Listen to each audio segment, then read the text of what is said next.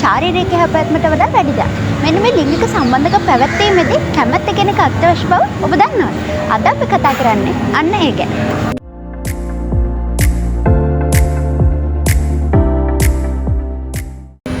කැමැත්ත කියන එකෙන් අදහස් කරන්නේ යම්කිසි ලිංගික ක්‍රියාකාරකමක් පැවැත්වීම සඳහා අදාළ පාර්ශ්වයන් විසින් බලහත්කාරයකින් හෝ යම්කිසි පීඩනයකින් හෝ තොරව නිදහසේ ලිංගික ක්‍රියාකාරකම් වල යෙදීම. සරල මාර්ගය තමයි සිය කැමැත්තකින් යුක්තව ලිංගික ක්‍රියාකාරකම් සඳහා යොමු වීම කියන එක.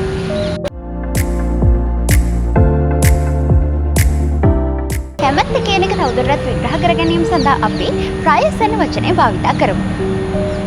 ප්‍රයස් යන වචනේ විදහා දැක්වූ විට තේරුම මේ ආකාරයෙන් වේ. මෙහි F අකුරෙන් අර්ථ දැක්වෙන්නේ freely given. එහෙමත් නැත්නම් පාර්ශ්වයන් විසින් නිදහසේ Tamanගේ කැමැත්ත ලිංගික සම්බන්ධතාවයන් සඳහා ලබා දීම. එය කිසිදු ආකාරයක පීඩනයකින් හෝ එහෙම නැත්නම් බලහත්කාරයකින් හෝ ලබා නොදිය යුතුයි. ආර අකුරෙන් ලබා දෙන අර්ථය පිළිබඳ සඳහන් කිරීමේදී Tamanගේ කැමැත්ත ඕනෑම වෙලාවක පාර්ශ්වයන්ට ඉල්ලාස් කර ගැනීමට හැකියාව සහ නිදහස තිබිය යුතු බවයි. තුන්වන අක්ෂරය වන I අක්ෂරයෙන් පෙන්වා දෙන්නේ inform. එහෙම නැත්නම් දැනුම් දීම කියන එක. එහිදී පෙන්වා දෙන කාරණය තමයි සම්බන්ධතාවය දක්වන පාර්ශ්වයන් විසින් තමන් කැමැත්ත ලබා දෙන දේ පිළිබඳ සම්පූර්ණයෙන්ම දැනුවත් වෙන්න ඕනි.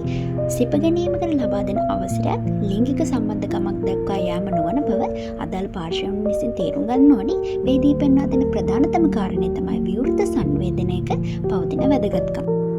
කැමැත්ත යනු අදාළ සම්බන්ධතාවය සඳහා එකඟ වීමෙන් එහාට ගිය ක්‍රියාවලියක් බව ඊ අක්ෂරය මගින් පෙන්වා දෙන්න ලබනවා.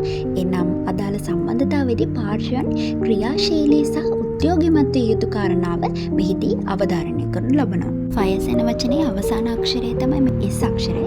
එහිදී අදහස් කරන ප්‍රධානතම කාරණය තමයි කැමැත්ත එක් නිශ්චිත ලිංගික ක්‍රියාවන් සඳහා වෙන වෙනම ලබාගත යුතුයි කියන එක. මෙහිදී පාර්ශ්වයන් විසින් අන්‍යෝන්‍ය සීමාකම් සඳහා ගරු කළ යුතු බව අදහස් වෙනවා. හොඳයි, අපි ඊළඟට කැමැත්ත සඳහා ශ්‍රී ලංකාව තුළ පවතින නීතිමය පසුබිම පිළිබඳ අවධානය යොමු කරමු. නීතිය සහ කැමැත්ත පිළිබඳ අපට තොරතුරු ඉදිරිපත් කරන්නේ කොළඹ විශ්වවිද්‍යාලයේ නීති පීඨයේ තෙවන වසර සිසුවෙක් වන ඉමාෂා දුලාංජලි සොයිරේ විසින්. ස්ත්‍රී දූෂණයක් කියලා අපි කියන්නේ යම් කිසි කාන්තාවකගේ කැමැත්තෙන් තොරව යම් කිසි පුද්ගලයෙක් ඇය සමග ලිංගික සංසර්ගය යෙදෙනවා නම් අපි ඒක කියන්නේ ස්ත්‍රී දූෂණයක් කියලා. හැබැයි මතක තියාගන්න අවුරුදු 16ට අඩු තැනැත්තියක් සමග යම් කිසි පුද්ගලෙක් ඒ තැනැත්තියගේ කැමැත්තෙන් වෙන්න පුළුවන්, ඒ තැනැත්තියගේ අකමැත්තෙන් වෙන්න පුළුවන් යම් කිසි ලිංගික සංසර්ගයක නිරත වෙනවා නම් ඒක දඬුනීති සංග්‍රහයේ 363 වගන්තියට අනුව වරදක් විදිහට ස්ථාපිත වෙනවා. ඒකට අපි කියන්නේ ව්‍යවස්ථාපිත ස්ත්‍රී දූෂණය කියලා. ඒ වගේම තමයි දඬුනීති සංග්‍රහයේ දක්වන ව්‍යභිචාරය කියලා වැරද්දක්. ඒ කියන්නේ තහනම් ඥාති සම්බන්ධතා. මොකද තහනම් ඥාති සම්බන්ධතා කියන්නේ? අම්මයි පුතායි අතර වෙන්න පුළුවන්, තාත්තයි දුවයි අතර වෙන්න පුළුවන්, ආච්චි මුණුබරයි අතර වෙන්න පුළුවන්, සීයයි මිනිබිරි අතර වෙන්න පුළුවන්. මේ කියන තහනම් ඥාති සම්බන්ධතා සහිත පුද්ගලයන් සමග සිද්ධ වෙන ලිංගික ක්‍රියාකාරකමුත් ලංකාවේ නීති යටතේ වරදක් විදිහට දක්වනවා. එහෙනම් හොඳට මතක තියාගන්න, ඔයා කැමැත්තෙන් ලිංගික එකතු වුණත් අකමැත්තෙන් ලිංගික එකතු වුණත් එක්කෝ ඒ කාන්තාව අවුරුදු 16ට අඩු නම් එහෙම නැත්නම් එතන නම් ඥාති සම්බන්ධතාවයක් තියෙනවා නම් ලංකාවේ නීතියට අනුව ඒක වරදක් විදියට ස්ථාපිත වෙනවා. දැන් අපි එළඹෙන්නේ අපගේ වීඩියෝවේ අවසානයේ වෙතටයි. මේ අනුව කැමැත්තෙන් තොරව සිදුවන ඕනෑම ලිංගික ක්‍රියාකාරකමක් පහර දීමක් සහ නීති විරෝධී ක්‍රියාවක් දූෂණයක් ලෙසට සලකනු ලබන බව අපට පෙන්වා දෙන්න පුළුවන්.